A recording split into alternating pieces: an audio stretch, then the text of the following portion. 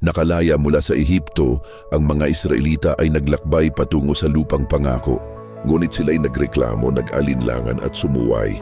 100 mali, 100 pagtalikod. Dahil dito, sila'y paikot-ikot sa ilang sa loob ng 40 taon. Isang henerasyon ang lumipas, puno ng pagod at pagsisisi. Ngunit kahit kailan hindi sila iniwan ng Diyos. Sa araw, isang haliging ulap ang gumagabay sa kanila. Sa gabi, isang haliging apoy ang nagbibigay liwanag. Sa kabila ng kanilang mga pagkakamali, tinupad ng Diyos ang kanyang pangako. Inihatid niya ang bagong henerasyon sa lupang ipinangako sa kanilang mga ninuno. Gaya ng sinabi sa Deuteronomio 31:8, ang Panginoon mismo ang nangunguna sa iyo at sa iyo. Hindi kanya iiwan o pababayaan man.